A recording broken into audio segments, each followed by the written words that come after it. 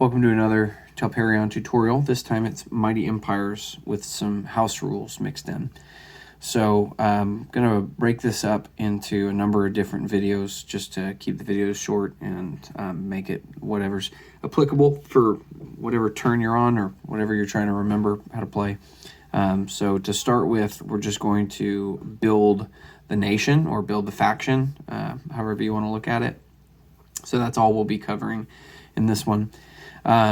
So to start with, you've got to choose from a number of different factions or a number of nations to kind of build your empire around. And you've got good and evil factions to choose from. So the good factions have 5 different options and the evil factions have 7, I believe. So to start, the good nations, you've got the Men of the Empire. It's called Men of the Empire. And each nation is going to have their own kind of bonus that helps them as they play. So the Men of the Empire are going to get a bonus whenever they are attacking someone in a besieged setting. So if someone is besieged into a city, this is a city. So whenever someone is kind of hunkered down in their city, they're going to get a bonus when they attack a besieged city. They're also going to get extra food when they go to gather food at the end of the round. They're going to get a +1 to that. The second group is the Men of Chivalry. They're going to get a bonus to being the defender in a besieged setting. So they're going to have kind of a defensive bonus when it comes to being besieged. And again, they're also going to get a extra food when they go to gather food at the end of the round. The third group is going to be the Dwarves. And the dwarves are going to get extra movement in the mountain regions. So normally it's very difficult to move up and over the mountains. And there's a different chart that you have to roll on when you go to move. The dwarves get a bonus when it comes to moving through the mountains. And then if they have any kind of defending siege happenings in their mountain regions, then they get a bunch of different bonuses. So if you've got dwarves that are defending in the mountain regions in a besieged setting, they can't be betrayed, they can't surrender, they're not going to starve. There's a number of different things that they get bonuses for. And then from the dwarves moving into the fourth faction, it's going to be the High Elves. So the High Elves are going to get a +1 bonus to their naval combat. So they're going to be better with ships than the other nations. And then they're also going to get an extra spell when they go to cast spells, either at the beginning or the end of a year. Normally you only get to cast 1 spell. The elves get to cast 2. Then the Wood Elves is the final of the good factions, and they get to pull food from tiles that have woods illustrated on them. So they get to kind of feed their troops with tiles that have woods on them, and they also get extra movement. They get a double movement when they're in wooded tiles. They get a +1 to movement. So the good nations are Men of the Empire, Men of Chivalry, Dwarves, High Elves, and Wood Elves. So then moving into the evil nations or factions, you can be undead. So the undead are not living, so they don't need food, but they do get sustained from kind of a magic that carries with them. So the further away from your capital you get, the harder it can be to keep them going. So there's special rules that come with the undead, but they don't need food to keep going. The second group is going to be Men of Chaos, and they're going to get a bonus when they are besieging people. So similarly to the Men of the Empire, but in a different way, they're going to get a bonus when they're attacking people in a besieged setting. And then the third group in the evil nations is going to be the evil dwarves or the chaos dwarves, and they're going to have the same bonuses as the regular dwarves. So they're going to get extra movement in the mountains, and they're going to be very difficult to beat in a besieged setting in the mountains. The fourth group of the evil factions is going to be the evil elves or the dark elves. They're going to get similar to the high elves, they're going to get a +1 in naval combat, and they get to cast 2 spells instead of 1 during the spell casting portion. The fifth group is going to be the orcs or goblins. You get to choose one or the other, and they have the option to double move. So instead of just moving 1 hex, they can move 2, but there's kind of a chart that you roll on to see if you get extra damage for doing that. The sixth group is going to be the rat people. They have the ability to get food from raised tiles or destroyed cities, destroyed towns, and that gives them the kind of the extra bonus of getting food in other places. They also, other than that, can only get food from the 7 starting spaces that you start the game with. So they get food in a unique way, but they also have a little bit of a hindrance. The final evil group is the Beastmen. So again, they get food from the wooded tiles, and they get double movement in the wooded tiles. So moving down the evil nations again, you've got the undead, the men of chaos, the evil chaos dwarves, the evil dark elves, orcs or goblins, skaven or rat people, and the beastmen. So when you look at these bonuses by themselves, they're not a whole lot, but you've also got, as we play through the game, you're going to have the option to either auto-resolve the combat between two people colliding, or to fight that kind of on the field. So when you go to fight it on the field, each of those nations has their own roster or troops. And so, really when you're looking at the nations, it's which one do you think is the coolest?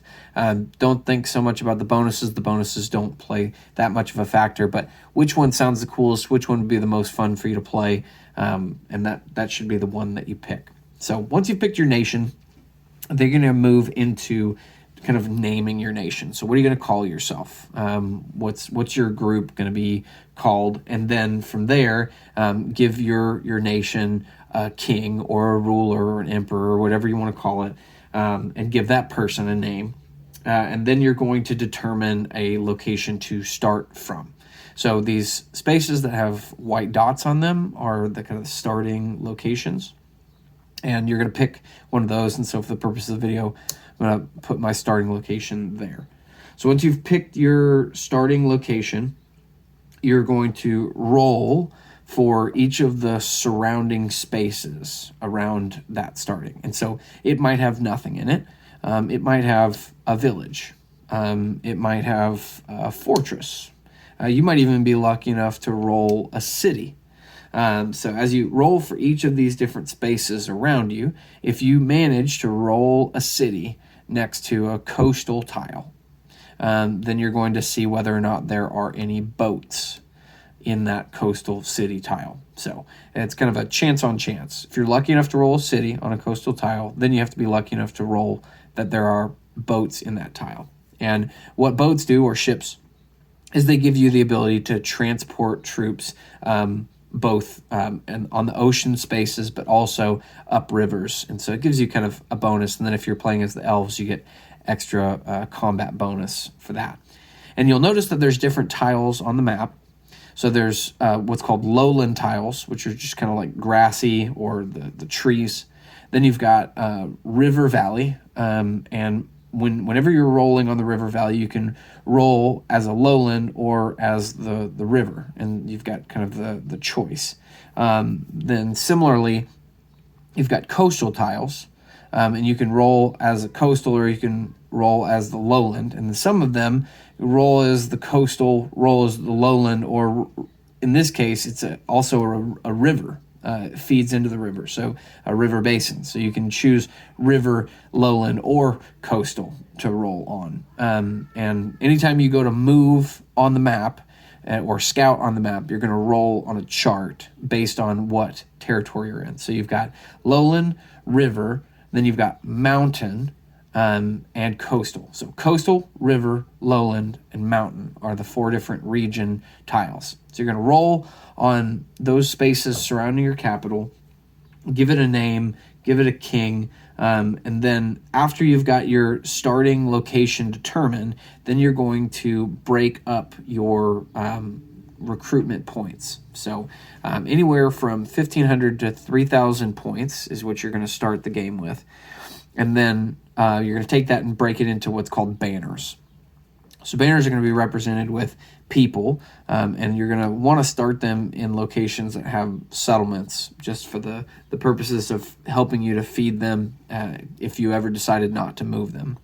So each of these banners is going to have kind of a number associated with it to help you know the difference between one banner and the next banner.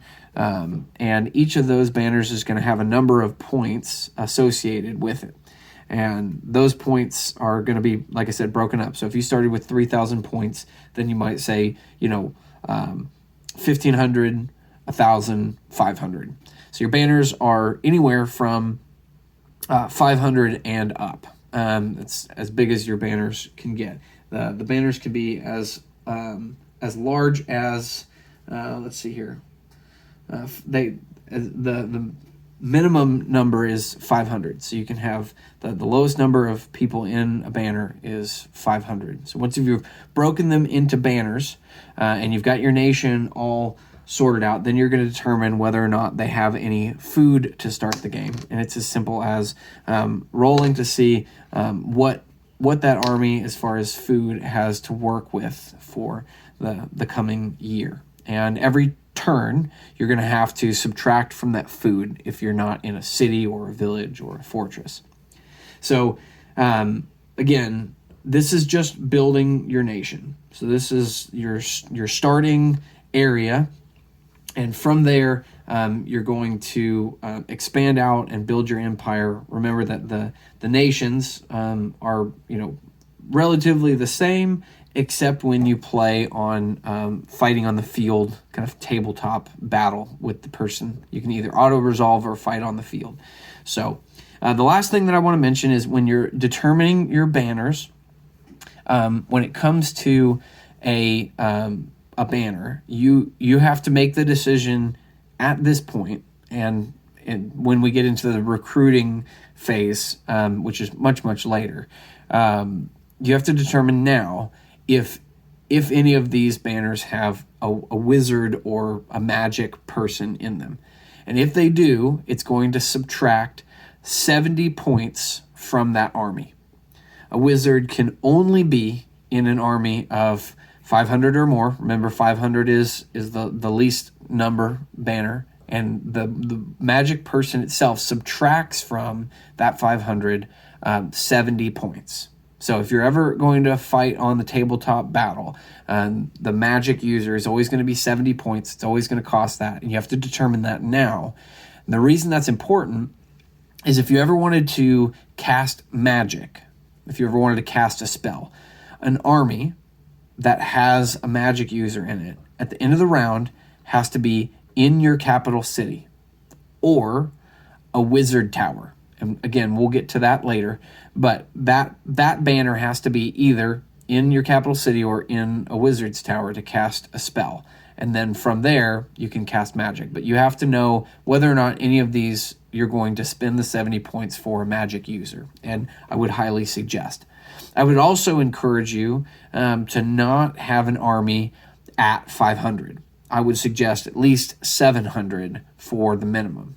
For the purposes of the rules, anything less than 500 is just destroyed. So you don't want to ever let it get below 500. So don't be walking around with an army of 500. Try and keep it around 700 because all different kinds of things can happen as you play the game. So that's how you build your nation. And from there, we'll expand out with the rest of the turn.